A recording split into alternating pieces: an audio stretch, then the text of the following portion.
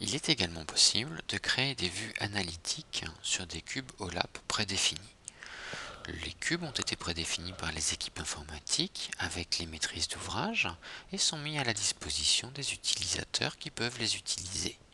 Pour cela, nous allons créer un nouveau rapport à la demande qui va s'appuyer non pas sur une rubrique ou sur un domaine, mais sur une connexion OLAP. Jasper Report Server se positionne à la fois en tant que fournisseur de cubes OLAP et en tant que client consommateur de cubes OLAP. Nous allons voir ici une de nos interfaces web permettant de naviguer dans les cubes OLAP. Je vais choisir le cube des ventes et démarrer immédiatement une vue analytique sur ce cube des ventes. Très simplement, je vais pouvoir aller m'intéresser aux ventes par magasin que je vais placer comme mesure dans mon cube.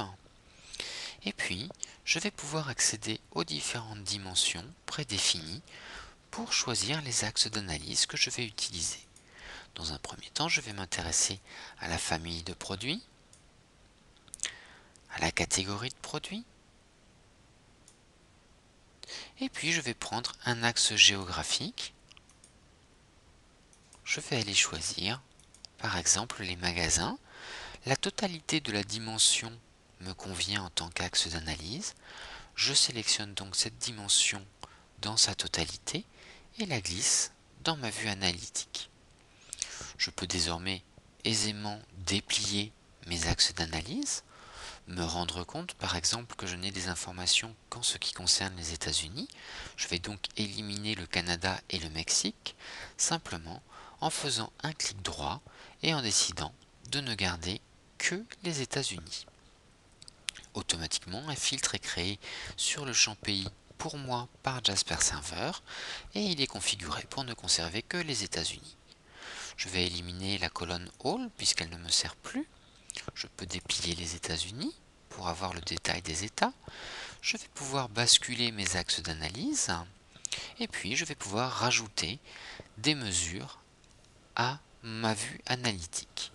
Ce qui est intéressant au niveau des définitions des cubes prédéfinis OLAP, c'est qu'il est possible de définir très facilement une mesure, la même mesure pour la période précédente, ce que l'on appelle vraiment la période précédente en OLAP est une notion qui existe, et donc très facilement on va pouvoir calculer des évolutions sur des mesures. Je viens d'illustrer cela en vous montrant comment on pouvait avoir les bénéfices de la période précédente et l'évolution des bénéfices.